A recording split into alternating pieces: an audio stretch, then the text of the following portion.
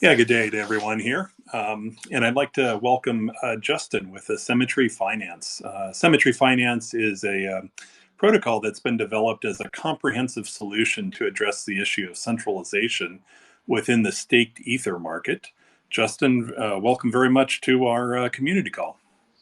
Ken, Mav, thanks guys. Appreciate it. Good to be here. Yeah. Justin, I was wondering if you could provide a brief introduction to yourself and Asymmetry.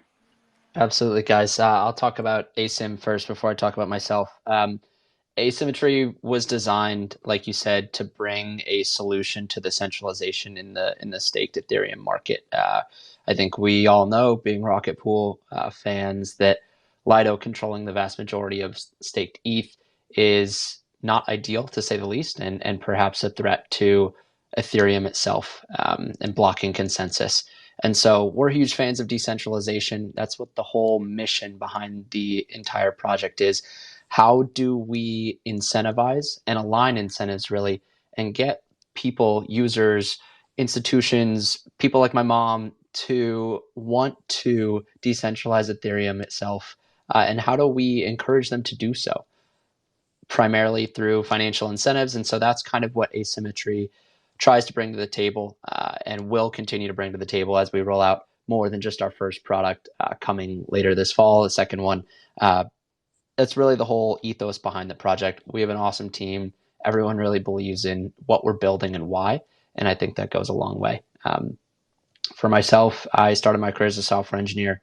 I worked in corporate America, then worked my way and found crypto and haven't looked back since. I've been in the space, tried to mine my first Bitcoin back in 2013.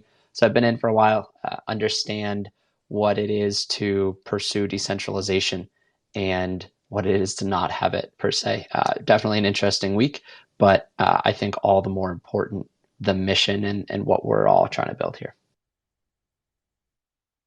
Oh, excellent. And I wonder if you could give us kind of a TLDR. What is Asymmetry and how does it work? What is the product?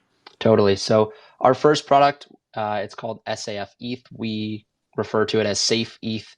And the idea, Ken, is that we built the most simple possible way to aggregate a number of liquid staking tokens in the space. So right now there's just three involved in the index, and it is an index. Uh, Basically, Rocket Pool, Lido, Frax, Ether as well. And we have plans to add three more coming end of the month into July. And that's the idea. We don't charge any fees whatsoever on the top. So there's a number of protocols out there that aggregate, but they charge fees. Asymmetry does not charge any fees on Safe ETH. The idea, we believe it's very much a race to zero. And the idea is to really propagate Safe ETH throughout the ecosystem as widely as wrapped Ether, WETH is.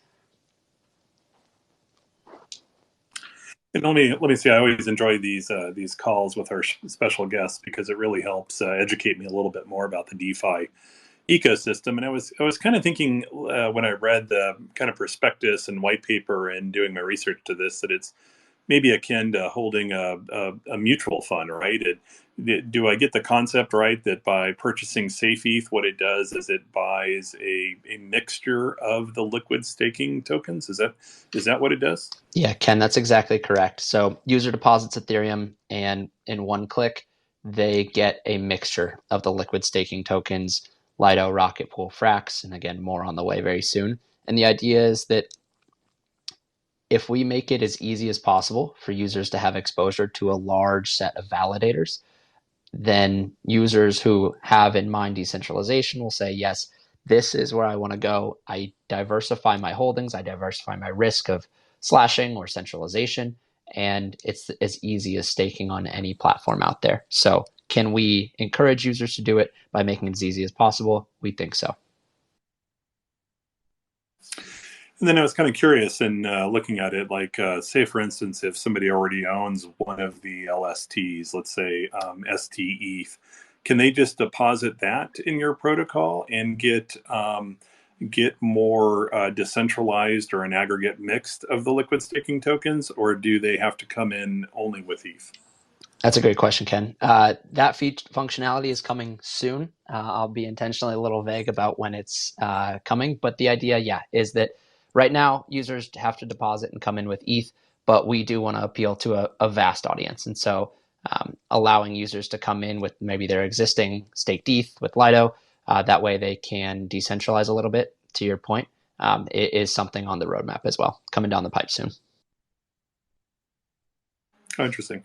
And then I wondered, what other ways do you see integration between your protocol, your platform, with Rocket Pool? Is it just simply we're one of the assets in that mixture or profile, or do you see other integrations either now or in the future?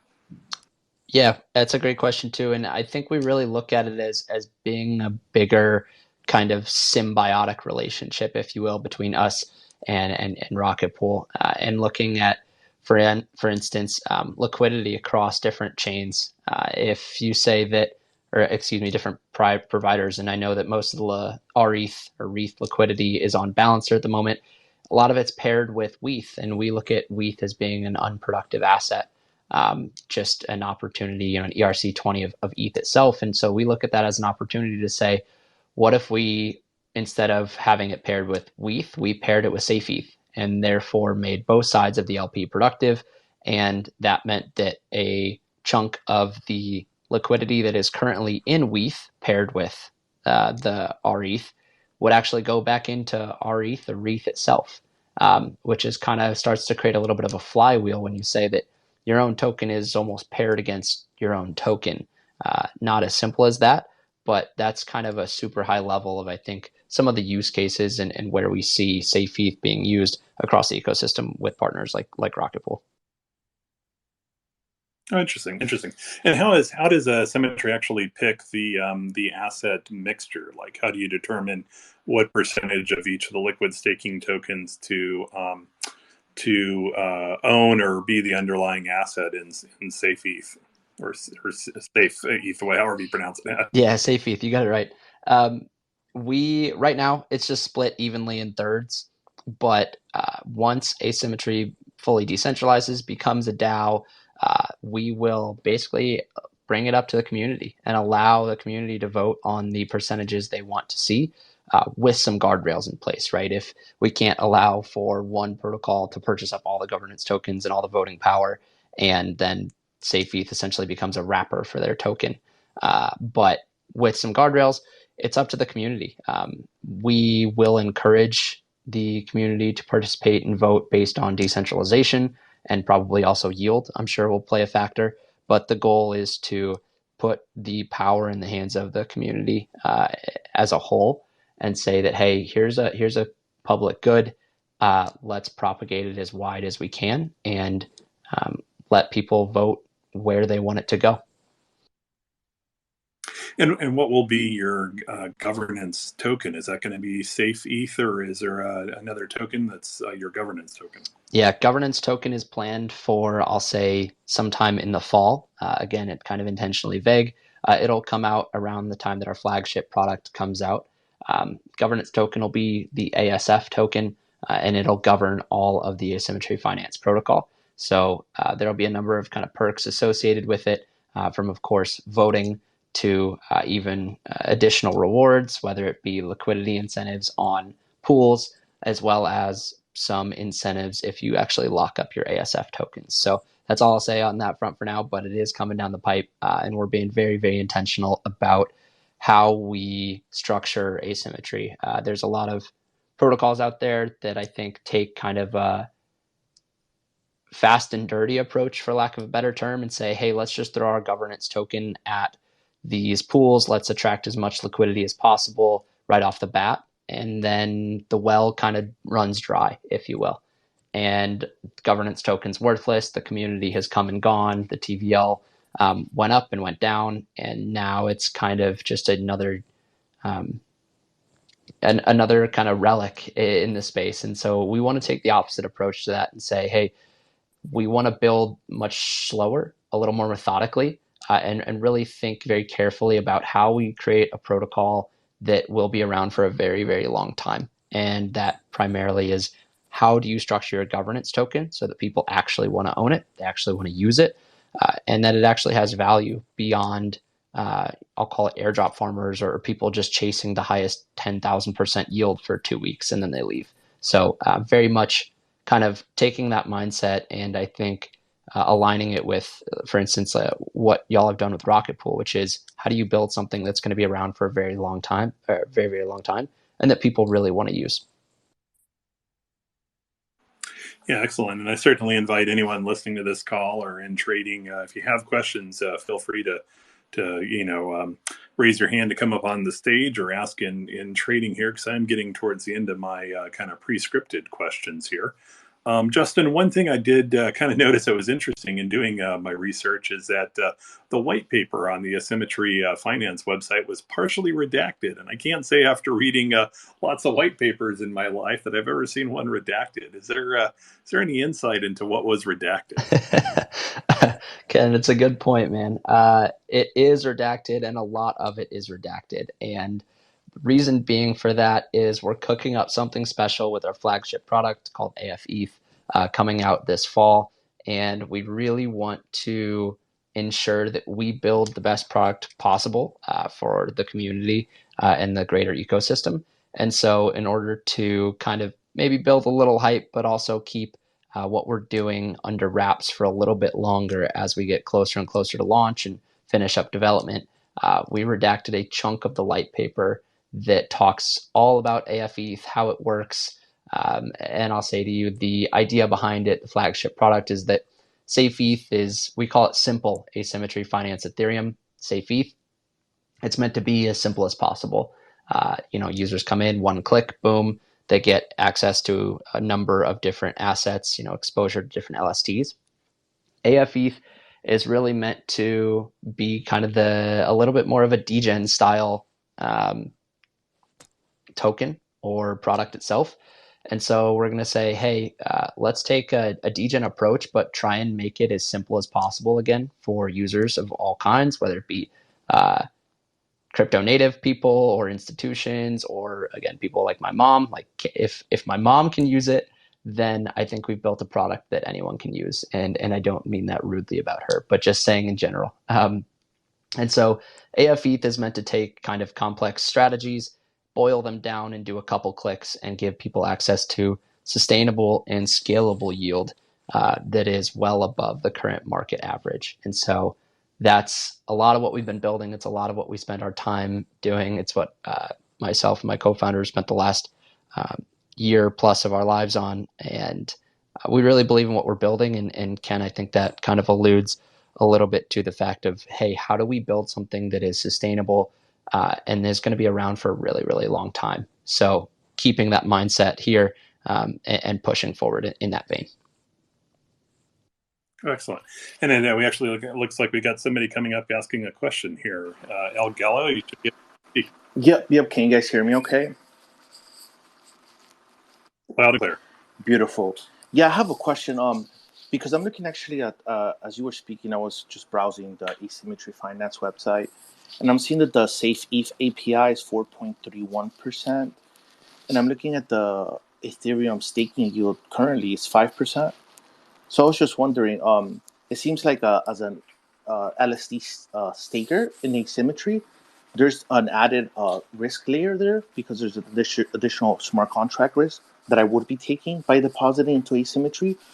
But the yield doesn't seem to justify that additional risk, at least for me personally. So if you could just comment on that. And I do have a question. You did mention that you are charging no fees because, like you said, yes, it is a race to the bottom. So how is the protocol generating revenue? And is this just like an initial bootstrapping strategy? Or, so like that, if you could just answer that question basically, or is this like more of a long-term strategy as far as zero fee structure? Totally. Thanks, El Gallo. Appreciate that, man. Let me answer question one and then question two. The protocol yield is basically an aggregate, a composite of the three LSDs that are in there right now: Rocket Pool, Lido, and Frax. And so each of these protocols takes a little bit of a fee off the top in order to run the infrastructure, in order to stake. So the staking yield you see on the Ethereum website is technically the native yield, but it does cost money to run validators. Not that we're doing that, just speaking for our friends at the different LSTs. And so after all of that's done, we aggregate and basically give a composite. I'll say on that front, I hear you, and I tend to agree when it comes to risk and yield. And so this is something that we've thought a lot about, and I'll say that come fall time when our flagship product comes out, it's something that we're looking at, and we have a kind of an offering that I'll allude to, but not give too many specifics about. But we're going to look to boost our safe ETH yield beyond what you see right now. And we'll use protocol revenue and real yield in order to do that. And in order to help compensate users for perhaps additional smart contract risk and really just provide the market leading yield that I think everyone wants to see, so that we can say, hey, we're aligning incentives, which is really the goal of aligning what is best to do for the ecosystem with decentralization and what's best to do for your wallet, which is make as much money as possible. So those are kind of the two prongs that we're looking at and have something coming down the pipe for it. And then your second question, how does the protocol make money? Great question. Right now, the protocol does not. And it's more of a propagation. Bootstrapping maybe is a word you could use too. It's about propagating safe ETH as far and wide as possible and really building a product that we think has the best interests of the ecosystem, Ethereum as a whole, in mind, and say, hey, it's not about us making money. It's about genuinely trying to decentralize the ecosystem with this first product. I'll say that our second product, and I know I keep alluding to it without giving a whole lot of details, sorry for that, but second product coming in the fall is really where the flywheel starts to turn. Protocol generates revenue, is able to give 100% of revenue back to users and the ecosystem after operating expenses and such. But it really comes down to everything we're building towards in the fall in order to give users market leading yield and really align incentives, which again is the whole goal at the end of the day. Elgayo, does that answer your questions, man? Yeah, it does. And if I could just sneak one last one in here, your product actually reminds me of Unsheath, which is they're kind of have like a basket back in the Unsheath, and they are deploying that basket as liquidity for intra LSD trading, almost like the GMX GLP token. So, my question is, what are your thoughts about how they're approaching this like indexed LSD product, and how you intend to either differentiate or implement similar strategies as them? And I'll take my answer off the air here. Thanks, guys. Totally, it's a great question. Unsheath team is awesome. We've got some mutual friends and really admire what they've built and where they're going.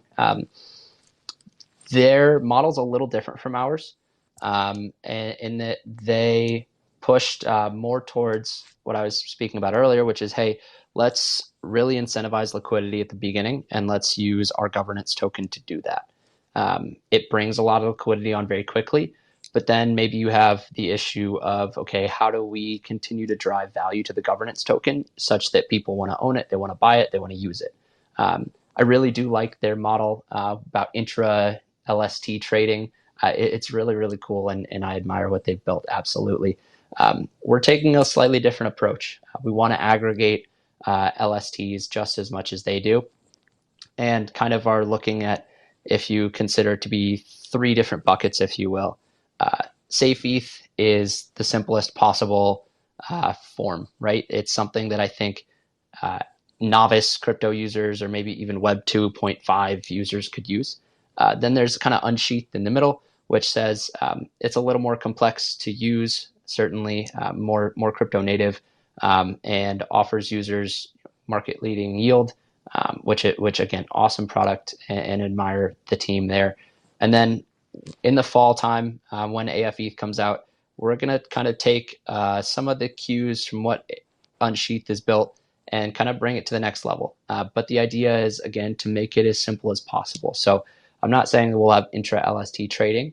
We're not copying the Unsheathed model, but rather working alongside and building something that's a little bit of a different flavor that we think will really appeal to a really wide subset of users. And El Gallo, one of the things that I harp on and we talk about all the time within the team is I saw a tweet a number of weeks ago basically talking about how many users are actually active within the crypto ecosystem on a daily basis. And they were looking at on-chain metrics and wallets, et cetera. And they were like, well, if everyone has, I don't know, 2-3 wallets or whatever it is, they did a bunch of math and it all kind of came down to the reality is there's probably a couple thousand users on a daily basis within DeFi.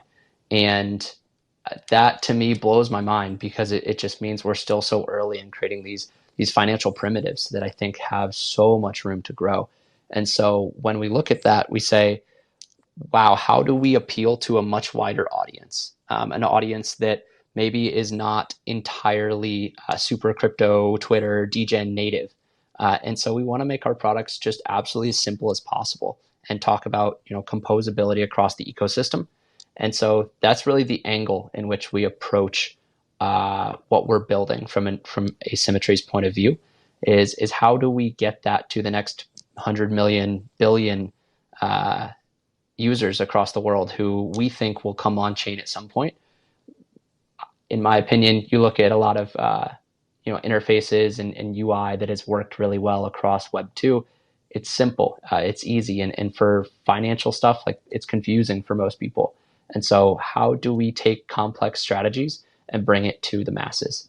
And we've seen in the traditional markets, we've seen ETFs do that very well, but they need to be simple. They need to be easy to use. And then you can kind of build on that into more complex strategies. So I think there's two kind of approaches there, which, whether you go the crypto native route, the more degen route, we're certainly going towards the simplicity angle, which is really what we think is the most sustainable route for building for a very, very long time, and appealing to as wide of a user base as possible. So you talk about diversification, safety, security. That's what we want to be synonymous with the Asymmetry name. Well, Gaio, thank you very much for those questions. Those were excellent. One sidebar just for a second. It's interesting in comparing the APRs between even the LSTs. I think that is one area, and maybe Mav's got some opinions on this, but I think this is one area where perhaps the different protocols could come together and have a standard approach or a standard process by which they report those APRs. I was noticing even on different reporting tools, even for just the native rETH token, there's widely varying reports of what the APR is. And I think that's one thing that perhaps the industry as a whole could do is start to standardize how it reports APR for LSTs. We'd love that. Absolutely. Makes our lives easier. Go ahead, guys. Yeah, certainly something that needs to happen, right? To have some kind of consistency. Not quite exactly sure where the kind of 7-day average came from. That seems to be common, but don't know if that's necessarily the most accurate way to go. I suppose at the end of the day, you will have people looking at liquid staking tokens with different perspectives, right? Some people might want the past 30, 60, 90 days because they're intending to hold long term, or some people might just want the short term performance. So it's not necessarily going to be easy, but I think it would be beneficial to be able to compare across protocols. Although, in saying that, I think at Rocket Pool our focus is more on having a decentralized and de-risked asset than the APR, but at the end of the day, it is still a pretty attractive rate and potential for liquid staking in general to deliver even higher returns if we go back into a period of the blockchain being more active. So it would be good to get that in place now while things are a little bit quieter. Yeah, and Justin, we had one last question here from Chaos in the Discord here. He actually asked a question about having the word safe in your coins. Does that make it sound more unsafe? Have you given any thought to that? Like kind of saying there's two sides of the same coin, and if you say it, then it's not true? Well, I was just thinking like safe moon, and wasn't there a number of rugs that occurred with the word safe in it? It's a great question. When we think about safety, it really comes down to we want our contracts and our audits and our team to speak for itself. So maybe it could be construed that way, but I really do tend to think of it in the opposite, in that we want to build something that is synonymous with true safety and simplicity, kind of across the board. So it's a funny question, but I hope that people see it the other way, and really that we have a chance to demonstrate that it is in fact the other way around, and it is as safe as we can possibly make it. Excellent. Well, as we bring this part of the community call to an end, Justin, is there anything that you feel it's important for us to know about Asymmetry that we haven't yet had a chance to learn? Not a whole lot else, guys. The questions were awesome. I think definitely go check out. We just created a Dune dashboard. We're up on DeFi Llama. Go stake some ETH.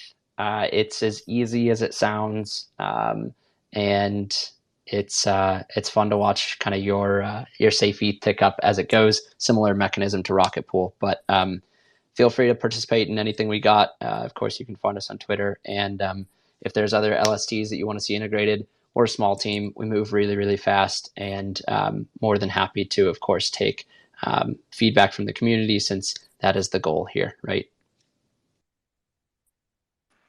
Excellent. And it looks like we might have one last question from Funky here. Yes, thank you so much, Ken. And this has been a wonderful space, well hosted, just very informative, great questions, awesome answers.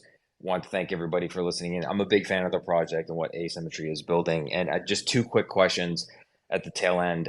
One thing, as a governance nerd, I love what the whole ASF token is going to do in the future when that comes out in the fall, with regard to giving the holders the opportunity to weigh in on the basket of the LSTs that comprise the product. So that's a really cool, novel thing that I just really find interesting.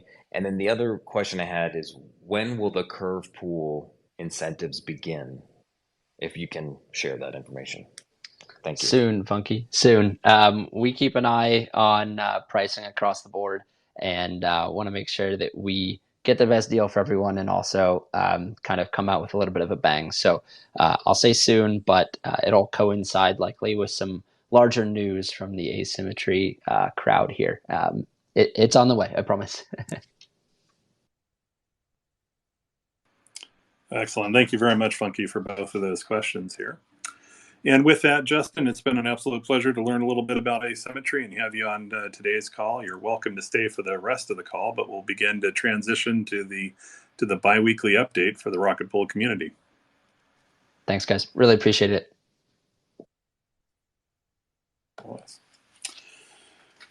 And so, Mav, I saw your post earlier.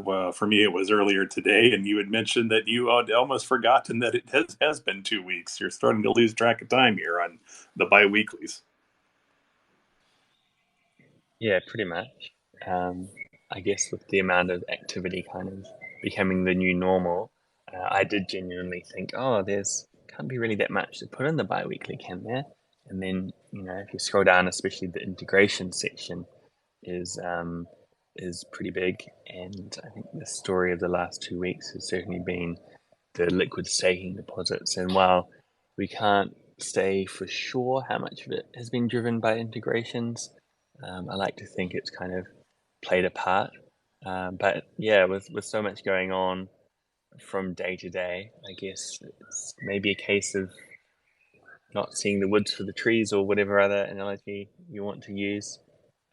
But it kind of has just become the new normal, that it seems almost every day there's either an announcement or kind of someone reaching out to me to chat about integrations. So certainly not showing any signs of slowing down. Yeah, no, and I suppose we should probably start the call with just maybe a public service announcement, which is I was kind of shocked to wake up, and I'm a little bit behind in keeping up on the Discord, but I was shocked to see that the node operator queue is totally cleared up after that large deposit, and we once again are node operator lean. So if anyone's listening to this call and has not yet formed their LEB8 mini pools and done a conversion. I mean, certainly take a look at the beacon queue and make a decision, but you could fire it up with no wait in the node operator queue. So just wanted to make certain anyone listening to this was aware of that opportunity right now. So, but Mav, let's just kind of walk through the biweekly and maybe start with some of the highlights for the growth over the past 2 weeks. Sure. I think the rETH supply, which is the first metric we talk about, is actually a little bit down in terms of percentage growth, but surely that means that the actual number of ETH staked is similar or up on the past biweekly, and it is around that 20% mark, 19.5 to be precise. So that's taken the rETH supply to 431. And in terms of total ETH staked in the protocol, last time I checked, that was over 700,000. So also, showing no signs of slowing down there. And as you would expect with that kind of growth, we also have mini pools up 10% to 23,000. Node operators up 4.4% to over 2,800. And then, as you've just said, that new metric that we added, was it maybe four weeks ago? The mini pool ETH in the queue, which is now being cleared completely, and that was sent to zero. I have to say, probably a bit quicker than I expected, although we do know that there are a few kind of different forces at play here, and people may be holding off converting to 80 mini pools. They may be looking at is it 90,000? Is it maybe even 100,000 now? Validators waiting to launch. So once you make it through the rocket pool queue, there is, of course, a second queue to sit in, unfortunately. And that is one that can't be kind of accelerated by people dropping tens of thousands of ETH like the rocket pool queue. So it is something to keep in mind. But at least on the rocket pool side, good to see that everyone waiting in our queue doesn't have to wait anymore. And long term, it's always been rocket pool's opinion that the constraint will be on node operators. So not unsurprising, but perhaps the speed at which it happened after Atlas is pretty great. And we have some specific examples of some of these big staking deposits to chat about later in the biweekly. Yeah, like you, I too was surprised at how quickly the node operator queue just was consumed. So that's really good. But there's still mini pools being formed and actions. I saw that even though the deposit pool has a little bit of ETH in there, it's been going up and down today. So folks are still converting the LEBs. But if you're listening to this, there's certainly an opportunity to do it. And yeah, eventually I think the beacon chain will reach some equilibrium rate, but I got a feeling, at least based upon the past month's activities, that there's still going to be a lot of growth in just overall staking. So, you're probably not going to be able to wait out that beacon chain queue to wait for it to calm down, at least not anytime soon. But we'll see. Tell us a little bit about the smart node. What do you know that's coming down the pike? And we're on version 1.95, but what's the latest with all the smart nodes updates? Well, this is perhaps a topic that maybe you want to share a little bit of details about. I'm not sure how up to date you are with kind of the technical side and running a node, but yeah, Joe has been pretty busy on.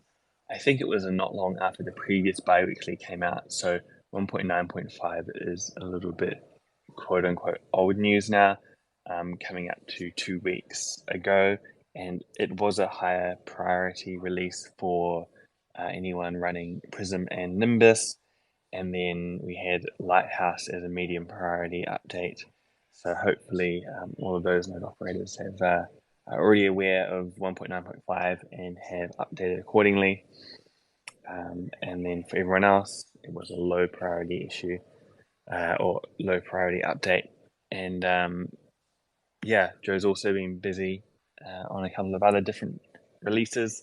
1.9.6 and version 1.10 as well, which includes that rolling tree generation that we covered in the previous biweekly 2 weeks ago. So both of those are kind of a work in progress, as I understand, on the go.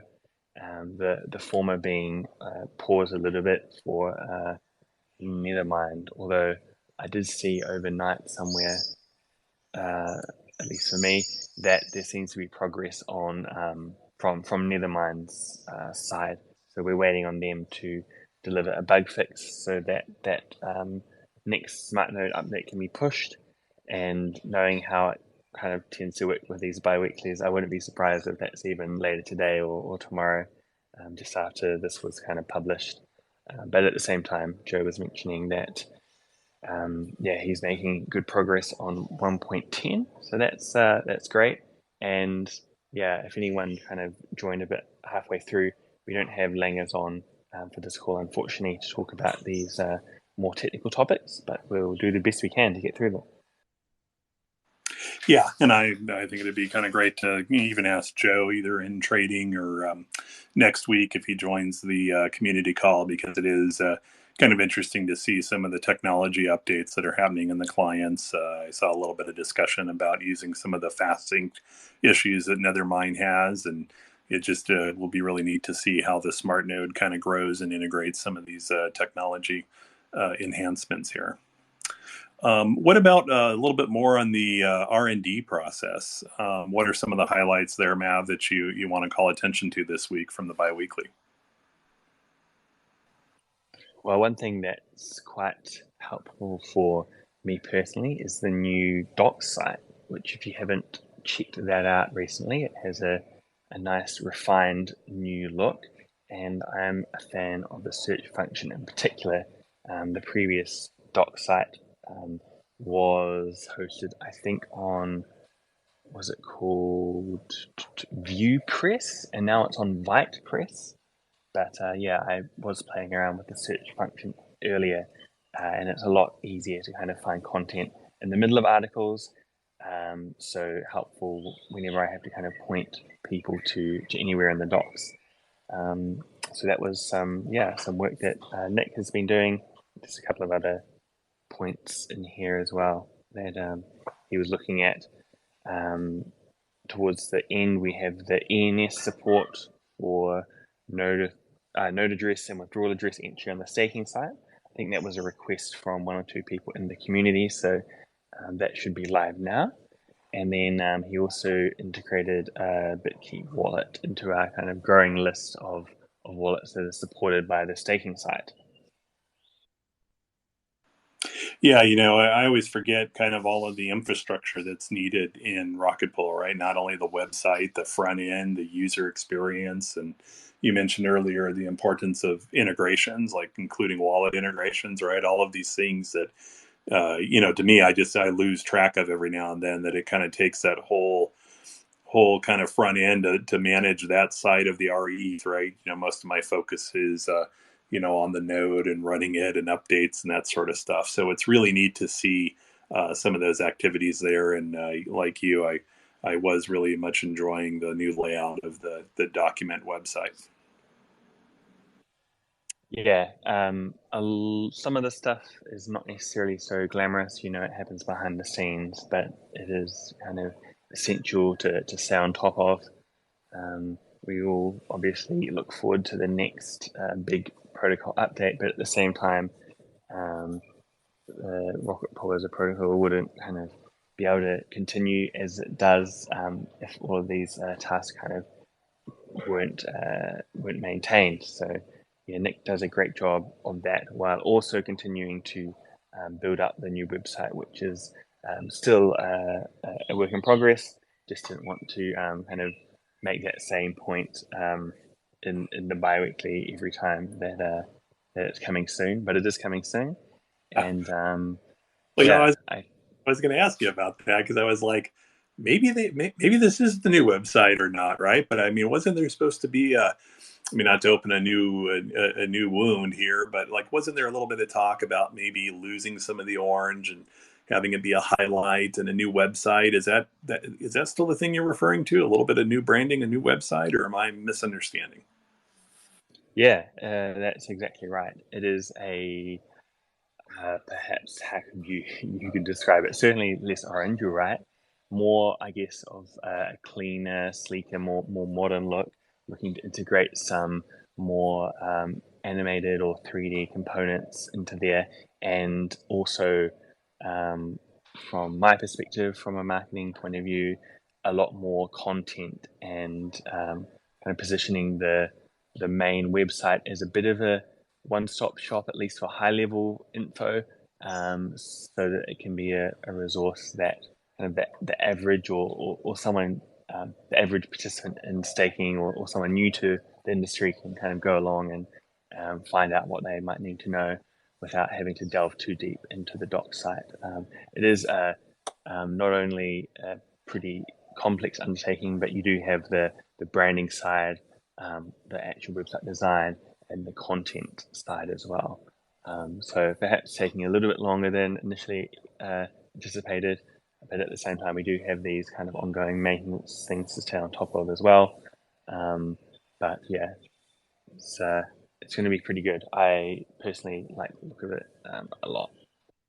Oh, okay, interesting. And so tell us maybe just a little bit here, right? I don't want to get over the announcement and all, but like you say soon, but like, is it soon or not so soon or close, or do we get a preview one day, or like what else can you share? That's actually a good point. Maybe we should drop a bit of a sneak peek of the design, or at least some of the design elements. I mean, put it this way, I don't anticipate it's going to be released by the next bi-weekly, and web design is certainly kind of outside my area of expertise, so it's hard to comment.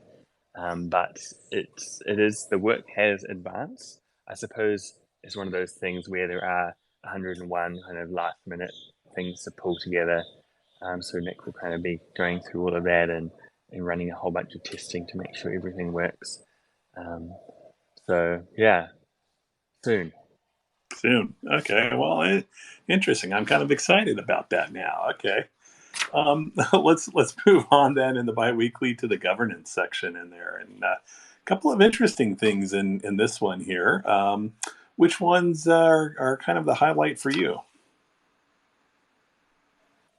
I don't know if this first one is something that you would relate to, being kind of in the space with the university node operator onboarding. But I think the draft ODAO charter, which is at the end, but no less important, is something that everyone's kind of been waiting for a little while now.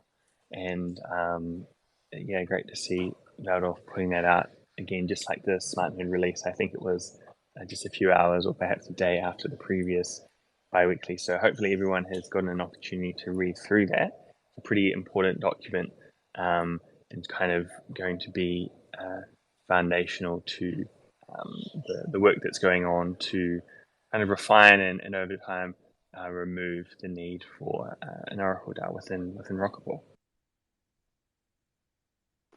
Yeah, no, and like there's a couple in here that I found interesting. Like definitely the one on the universities. I kind of clicked on that. I had missed that originally when it posted and didn't see it until I was preparing today's show notes. And it looked like a pretty good coalition. There is, of course, one campus there, and that's Berkeley that I did see listed on there, where I've actually enjoyed a lot of their educational content on blockchain. And I thought MIT, but I thought, this is actually something that could really resonate well with the university environment, is to be able to help support them to run a node at their location. I mean, it's certainly the universities played a key role in the birth of the internet, and but they've been mainly silent, I think, in a lot of the Web3 space. And but I'm starting to see a lot more educational content on Web3 come up, but it's mainly come from student groups, not necessarily faculty leading the coursework, but student organizations that are demanding and actually creating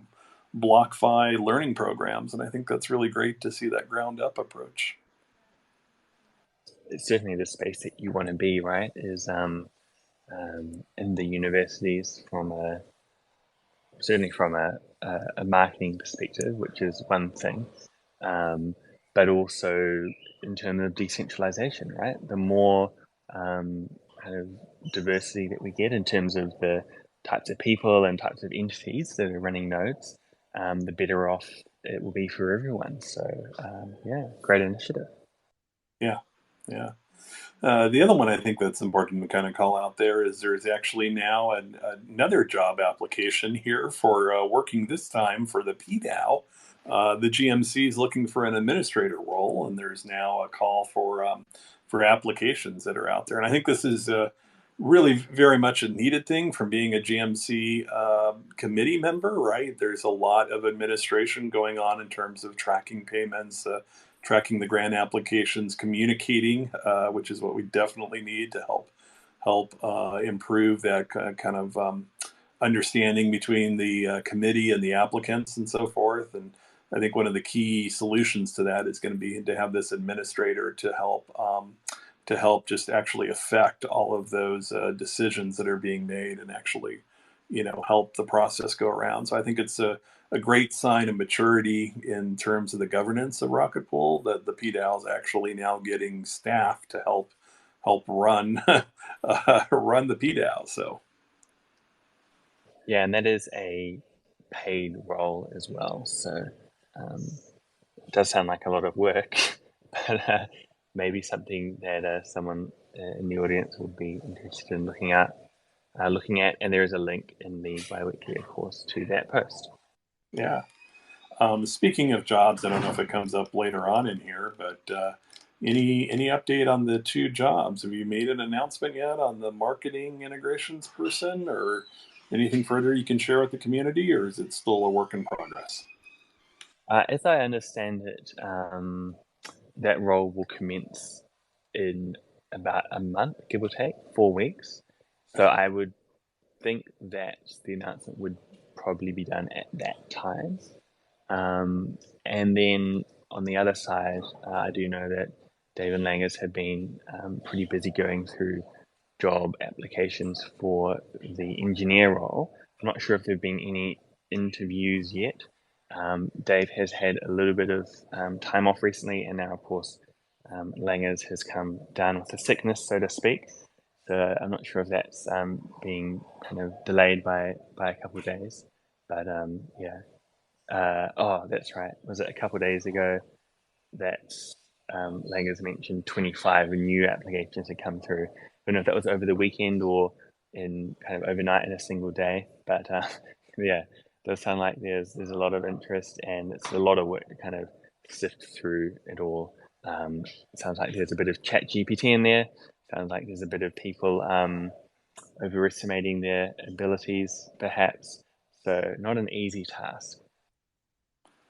Yeah, I bet it's hiring is one of the more time-consuming things, and that probably has the greatest risk versus benefit return. Right? You hire the right person, the protocol grows, and the team just begins to accelerate. You hire the wrong person, and that becomes a very challenging circumstance. So I do not envy anybody that process there. Yeah, certainly worth investing the time in terms of the ROI, as you say, when it comes to onboarding new personnel, but also quote unquote managing the existing personnel. Right, it's almost always time well spent. Yeah. So you had just a tremendous list of integrations. I think you picked up early on that the key to growing a Rocket Pool is to make the rETH token as attractive, as utilitarian, as universal as any other liquid stake token. And to do that, we need a lot of integrations. And I was very pleased to see the list of them. Which ones in there do you think we should highlight and call attention to in today's call? Well, at least for integrations, I've managed to put probably the biggest and most important first, which is friends over at Aave, because there's been a lot going on in the Aave ecosystem just within the past couple of weeks. So that's probably one that we want to talk about first. And then there is certainly a bit of, you could say, a long tail of many other different flavors of DeFi protocols that have begun to support rETH too. Okay, so walk me through the Aave one. I've been hearing Whack talk about it, especially E mode. I know a little bit about them. I know that it's requiring a chain link feed. But for somebody who maybe doesn't quite know or has used Aave, what is the importance of this, and what did we accomplish in this integration? This is also something that we could have mentioned, is that some of these integrations in the long tail, they actually are built on top of Aave and rely on Aave to operate. So it is really a kind of core protocol, and it's great to see that progress is being made there. But essentially, the functionality of being able to borrow ETH and then do whatever you want with that, in this case, to mint rETH makes it quite a powerful force. There is a supply cap, so right now it was recently increased by 20,000 rETH, so that doubled the capacity to kind of hyperstake or fold or leverage up rETH, whereby so long as the yield on rETH exceeds the borrowing cost for ETH, you can kind of increase the return you're getting from a liquid staking position, albeit as with any leveraged position, with the risk of things going south if there's any significant price deviation. So as you know, as with anything, there's a risk and reward playoff for someone who's kind of experienced in DeFi and is willing to manage a position, potentially monitor it, maybe a little bit more hands-on than running a node. It can be potentially quite lucrative, and we have seen in the past elsewhere within the liquid staking world a lot of demand for liquid staking tokens being driven by this. So not only is the supply cap for rETH being increased great for the use of Aave, it's also great for other protocols, which we'll talk about in a second, and also great for driving demand for rETH, which obviously in turn helps out our node operators to get launched. And I'm sure that, at least in part, this is some of what's enabled us to clear this queue so quickly. The second bit for Aave is E mode, which has been talked about quite a bit. And this is kind of the pinnacle in terms of being able to fold your rETH multiple times and leverage up to quite a high degree. One interesting point is that as kind of the demand for borrowing ETH increases over time, as you would expect, kind of supply and demand, it's not an unlimited pool. So it'll be interesting to see in the longer term how the kind of dynamics play out, if it's possible for leveraged liquid staking to kind of dry up all of that supply. But at the same time, we do have some movements on the RPL side. So obviously, Aave not just limited to liquid staking tokens? There was quite a lot of progress on the Aave governance side for adding RPL to Aave V3. Of course, just like with rETH, we have gone back to the position where we were in maybe a year ago or 6 months ago, which is when Oracle or when price feed. So in order to be able to offer this utility that Aave provides in a manner that's as safe as possible and as reliable as possible, they do need the kind of best-in-class market price data. So it's now back to the team here at Rocket Pool to make the call on enabling a price feed for RPL. So kind of a little bit of deja vu here, but there could be some potential use cases in getting RPL live on Aave. So certainly something that we're looking into. And then the last one, which I had kind of been thinking about a little bit off and on, And I remember bringing it up with Aave a while ago. This was probably before even the rETH price feed was live. Is that their GHO stablecoin? I'm assuming that is a reference to the word ghost, as in the kind of Aave mascot there. That can be minted with rETH. So I think alongside maybe one or two other liquid staking tokens, again, potentially driving demand for rETH, which is great to see, and providing kind of more utility as well that someone that already holds rETH might want to go and deposit their rETH and get a stablecoin in return. So I think there's probably still some more details to come out on that. At least for me, it was quite kind of breaking news yesterday or the day before when I found out that that was official. I was kind of always hoping that it would be the case, and it makes sense to do so with the speed and depth at which rETH is kind of becoming supported on Aave. So yeah, certainly a lot going on in just 2 weeks within one, or albeit one of the largest DeFi protocols out there. Yeah, no, that's that's absolutely fascinating. And if you think about it, like you said, it somewhat forms the foundation, right? And you think, the entire purpose of Rocket Pool is to produce a highly decentralized, permissionless LST token, right? And you need that integration to provide the L in LST, the liquidity, right? And Aave is kind of one of the cornerstone foundations of that. That it's going to be needed not only for looping, but to actually, if you need to borrow on your asset and get that liquidity out of your LST token, you need to go to a protocol like that. And so that's great to see that. And certainly as an RPL holder, I'm actually very much excited about seeing that same liquidity offering and borrowing offering for the RPL token. Now, there are still a number of other integrations. Any others in there that you feel that we should highlight in today's call? Yeah, there is quite a few. The next one we have here is Morpho, and this is an example of a protocol that's built on top of IMA v3. It is an optimizer, and we will probably have some more details to share about Morpho a little bit later on.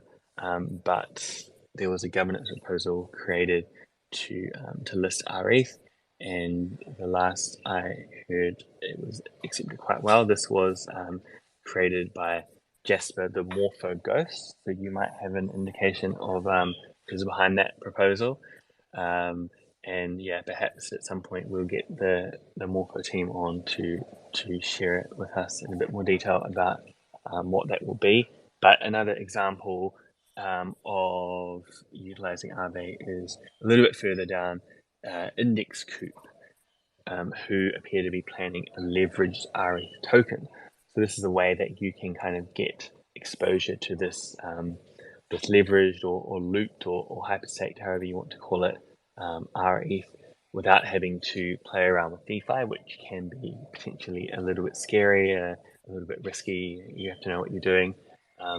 Index Coop, I suppose, in a similar way to the DSETH, have tried to make this process a little bit more streamlined by doing the work behind the scenes and presenting a token that you can buy.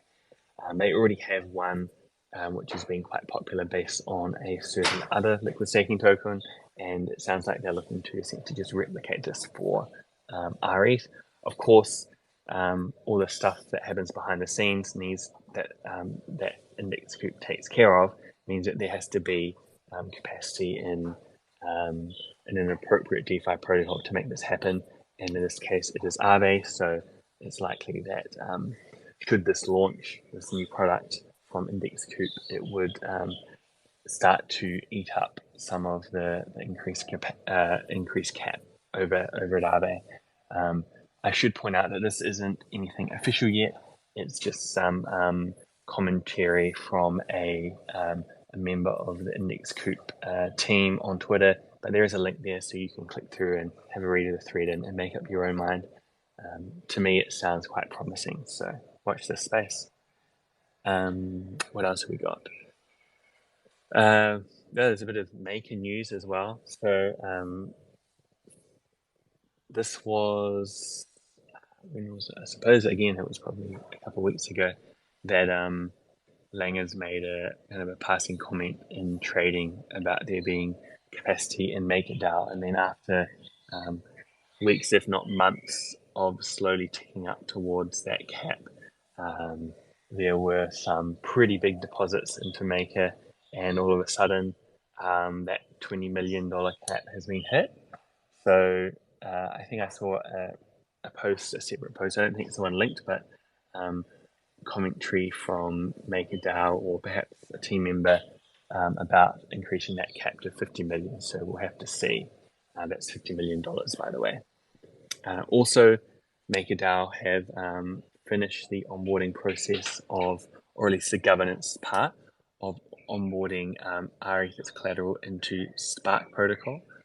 So this is, again, maybe something that we want to talk about in a little bit more detail later on. I'll see if someone from Spark is keen to jump on a Twitter space and explain this to us. But it is kind of a step that Maker are taking to increase their exposure to, I guess, what we're starting to call LSDFi. Unfortunate acronym now that we've moved the kind of underlying from LSD to LST. But I suppose the D in LSDFi stands for decentralized, right? So it's all good. And it does sound like that this will continue to be a pretty strong narrative going forwards with the speed that all these DeFi protocols are kind of rushing to onboard rETH and other liquid staking tokens. What else do we have here? Gravatar is another success story for rETH. So within the small basket of tokens that they support, at least right now, rETH is being onboarded the fastest, which is pretty impressive. Onboarded, I should say, like deposited into Gravatar to mint their stablecoin, which is called GRI.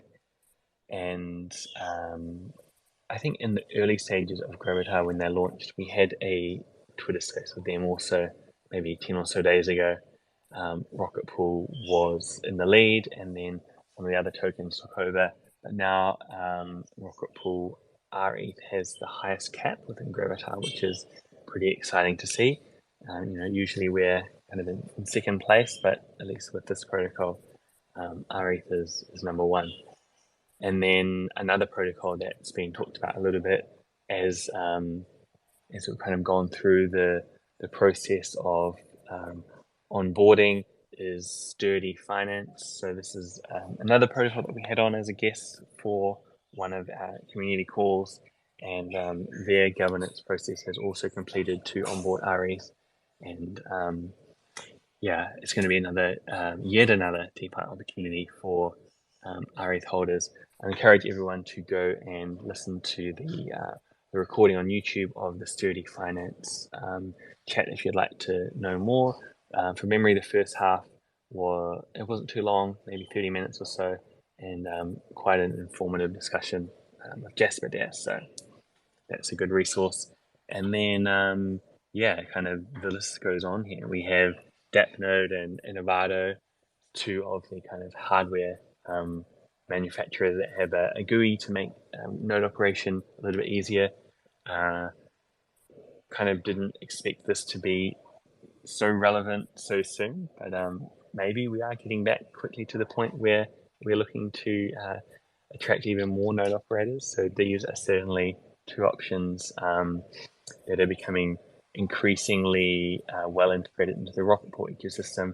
And if anyone is a little bit nervous around command line and some of these other things from running a node, these are some solutions, albeit at a little bit of a higher price, that do some of that work for you.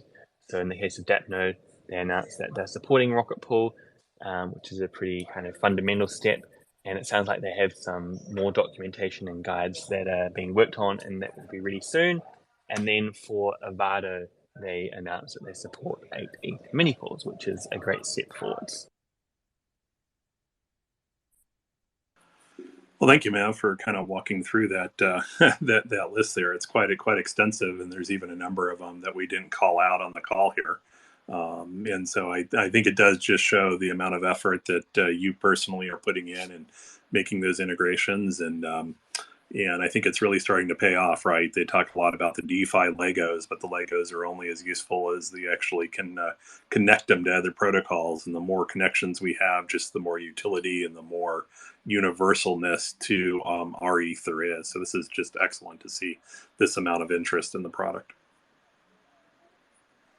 Yeah, and probably one more actually that's worth calling out in particular is Hop Protocol. So I guess also like Gravitar, this is a case where there's some community members who are involved in some way or another or are fans of what's being done, in this case over at Hop. So they now support rETH on mainnet, Optimism, and Arbitrum. And for Hop, this is a little bit different. They are a bridging protocol. So if you're wanting to move between mainnet and the various L2s, the Hop is a pretty attractive option, primarily because of the speed at which they can move assets. And in this case, they can move rETH directly without having to convert it into ETH first. So certainly a much better user experience there. And yeah, a good option for people to consider. Yeah, and I think that's actually probably the direction we need to go. Is that there's kind of this narrative forming or building, and perhaps just transaction fees may push us there. Although I'm looking at a gas is only 19 right now, but Yeah, I did the exact same thing. yeah, I'm sure it will be back up. Unfortunately, well, pros and cons, right? Sooner rather than later. Yeah, exactly. And so the kind of the catch-22 is yeah, we know we need to be heading as users to the layer twos, right? But most of the ecosystem is built out on layer one, and so I think it's going to take a little bit of transaction there. But one of the items that you had in the media and marketing section was actually something I was pretty interested in, which was the announcement of the ZK Era. I remember my first time using Era was actually at ETH Denver. That was where they passed out the food truck bucks on Era, and I thought, oh, what layer two is this? This isn't going to work. It's going to be painful. And I actually got to say, it was one of the smoothest experiences and just buying food from food trucks with a cryptocurrency. I thought, oh my God, the pizza's going to be cold by the time I figure out how to sign this transaction. But it was seamless. And I thought, wow, is that really what a layer two is supposed to be like? Just absolutely smooth, smoother than a credit card transaction. So tell us about the ZK Sync integration with ZK Sync Era. Well, I can certainly say from a marketing perspective, I wasn't quite prepared for the level of engagement that announcement got. We were working quite closely with the ZK Sync guys behind the scenes to coordinate all of this and get some of the media involved. So it was more of, I suppose, we didn't put out a press release exactly, but the closest thing that I've kind of seen in this space so far, at least that we've done at Rocket Pool in terms of a traditional kind of announcement with embargoed press and all of that. So latest I saw, there were 800, maybe almost 900 likes on the actual announcement, and certainly a good amount of media coverage from some pretty big names. We have there our friends at the Defiant, the Block as well. They were kind of first out the gate with an exclusive release, and Blockworks too. So I think within the ZK Sync community, we got a lot of eyeballs onto Rocket Pool. Kind of an example of how moving early in this case will give us some pretty good presence within ZK Sync environment. And yeah, as you say, layer twos are going to be the way of the future. So good to get kind of established there. There is obviously one thing in that in order to kind of transact on a layer two, you do need some liquidity. That is an IMC thing that they are looking into. So right now, while the kind of technical fundamentals are there in terms of making rETH available on zk Sync Era. It is not kind of a complete integration just yet, and that's why the announcement referred to coming soon. Technically, you could send some rETH over to zk Sync Era, but in terms of what I would expect to be the main use case going forwards, which is people with ETH already and wanting to swap it, that will become kind of viable, as it says, soon. Oh, very, very interesting in there. Another highlight that I saw on here, just kind of looking at a couple of these things, was the initiative launched by PDAO members to promote the use of minority clients. And I saw a really neat website that was promoting that. And this is, I think, most important about not so much the consensus layer clients, but the execution layer clients. Can you tell us a little bit more about this? I can, and a pretty great initiative.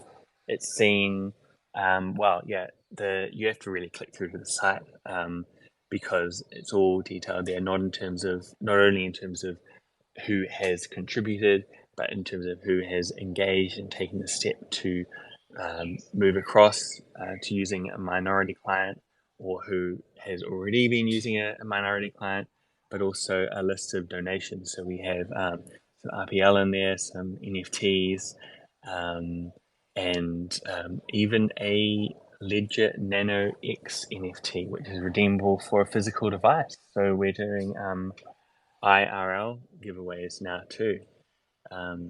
There is also a donation wallet if anyone wants to chuck a little bit in there to go towards this cause. But obviously, this is something that we need to be working on in all aspects, right? Diversity, whether it's in terms of liquid staking or the clients that really keep the ecosystem running, pretty important. So really, really cool website there, and got a little bit of attention, including in a recent thread that we put out from the main Rocket Pool Twitter account too. Yeah, one thing I'll add to it is that what's great about kind of the procedure that was written there is they use the rescue node, or if you have a fallback node, you can actually change over your client, your execution layer client, without missing any attestations by using a fallback node. And if you don't have a fallback node, you can use the rescue node for this, and certainly be a great opportunity. And for a lot of the kind of the original rocket pullers that might have created their mini pool more than a year ago, especially on Geth, which is the majority client on the execution layer.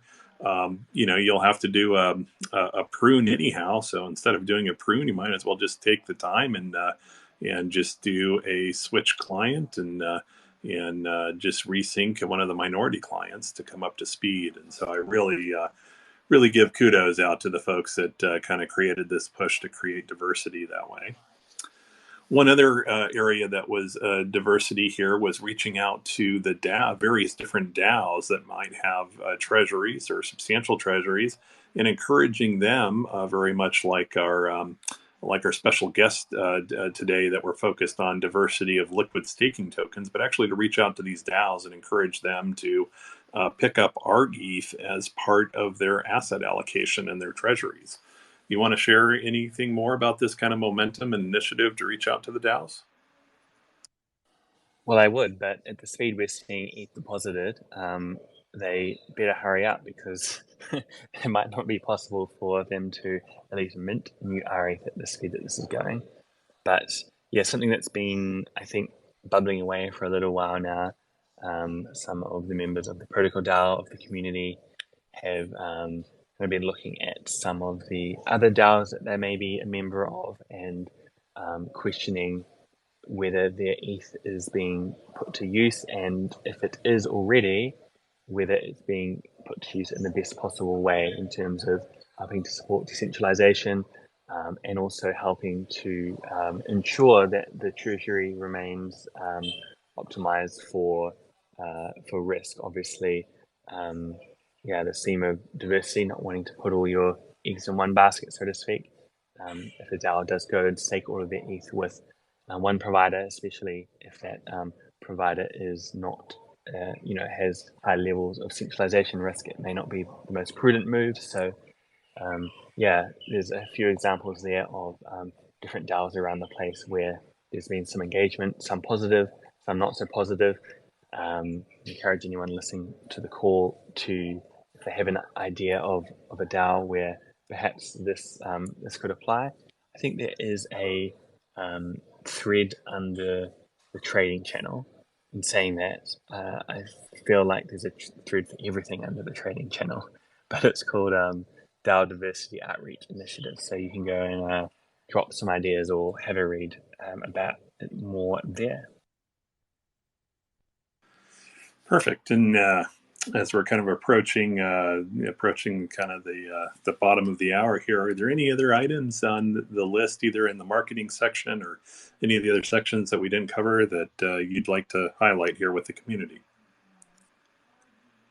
Well, we can probably start to loop back to what we were talking about at the start, which is the performance and the amount of liquid staking deposits. We do have a bit of a list here of some of the most notable deposits, and actually thinking about it now, I think it's kind of grown over time. So there are a couple of like 2,000 ETH deposits, including one that came through MetaMask that were pretty exciting, and then all of a sudden we were hitting 3,000 and 4,000, and then 8,000, and then 10,000, and then 21,000, which was pretty mind-blowing. $40 million worth of ETH deposited in one go. If I recall correctly, I don't know if it was that exact ETH, but there were kind of connections from this wallet to participating in the ICO back in the day. So the whales have been busy eating up all of that queue space, and I'm sure some of this at least is in part due to the increased amount of DeFi integration we're seeing. So that was great to see, and a bit of a highlight during a busy couple of weeks.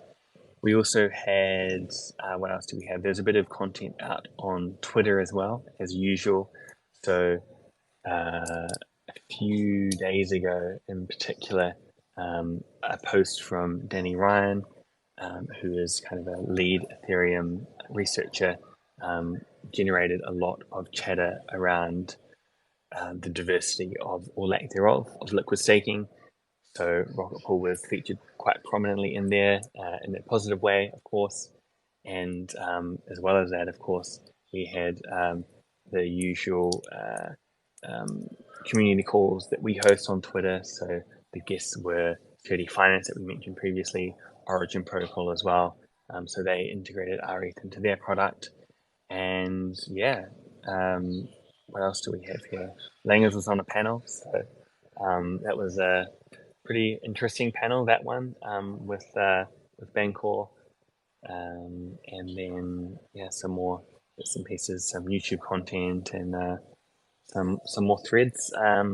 Certainly couldn't possibly mention it all here, but if you follow the Rocket Pool intern account, they're good at retweeting all the latest news, or of course for kind of a more in-depth day-to-day approach, there's Wax Rocket Fuel. At this point, I would usually call out some of the upcoming calls. At this stage, it's kind of just our weekly community calls going forwards. There is one or two ad hoc spaces that we may set up, potentially as early as the end of this week. So do keep an eye out from time to time in there, as we may be adding more events as we go along. Yeah, it always amazes me each week how much is going on, or each fortnight, as they say, is going on in Rocket Pool, right? It just for having to actually step away from Rocket Pool for a couple of days to get some IRL things done, and you come back, I feel like I need to totally reorientate myself to what I missed over the time in there. So it is quite an impressive biweekly update there. Anything in the forward-looking perspective that you haven't covered yet on the call that you want to share with the community?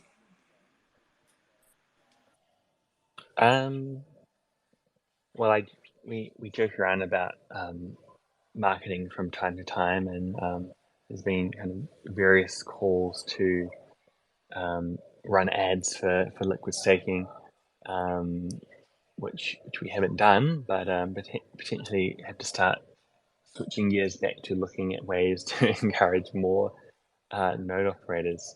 I think that is one thing I've said on previous calls, in that kind of monitoring this balance or lack thereof between the two sides of the protocol is pretty important, at least when it comes to what I do. And yeah, to have it swing back the other way, I think we're in a bit of a state of limbo right now, right? Because we kind of know that there's potentially more demand for mini pools, with people converting across from the 16 ETH mini pools, but at the same time, it may not happen soon. The beacon chain queue may be putting people off, but potentially there will be, a surge of conversions at some point, at which point we will need possibly the DeFi and liquid staking demand to help out with that area. So probably, maybe a little bit of a waiting game, at least in terms of sounding out the path forward from a marketing integrations point of view, at least outside of the foreseeable future, which right now is not very far in the future. From the rest of the guys in the team, yeah, they're busy working away. I suppose we have the roadmap discussion as well, which we kind of mentioned in the previous biweekly, and looking at how that's progressing. There's probably going to be a bit more to talk about, either on the next biweekly or the next. On the next biweekly, where hopefully we get Langers back to talk about that in more detail. Obviously, once that roadmap process is kind of a bit more finalized, that will help to also provide a bit more direction. But yeah, lots potentially to be working on. There's still a lot of work to do in terms of building up the protocol, and we'll have to see if the future bi-weekly reports are going to be even longer than this one. Yeah, if they get much longer, you might want to make it weekly. I have thought about that. It could be it could help, because 2 weeks is a long time to be kind of thinking back and aggregating all the content and everything that's happened. Yeah.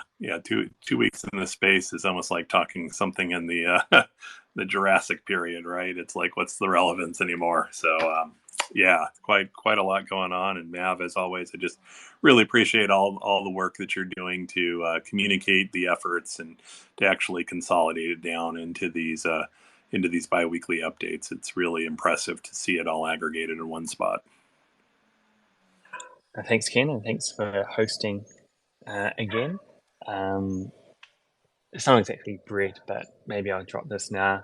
I'm going to work on a poem collection for these community calls going forward, so that people that tune in live on the Twitter space have proof of their attendance. So if you're into collecting poets, watch this space. Oh, okay. Well, that will make it worth it for me to stay all the way to the end. But yeah, that would be great, Mav. Yeah, we still have to sound out exactly how that will be distributed in terms of eligibility. It's not going to be too onerous or requiring staying from the first minute to the end, but at least some kind of participation in the space should make you eligible. Yeah, excellent.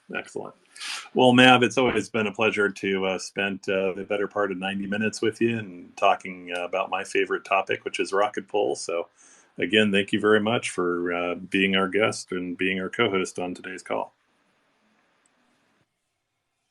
All right, thanks again, Ken, and thanks to Asymmetry Finance for coming on earlier as a guest, and to everyone listening live and on the recording. And we will see you, if not in a week's time. Potentially in a week's time. We may have a chit chat on Friday. We may have another Twitter Space AMA on Friday. So keep an eye out in the events section of Discord for more details on that.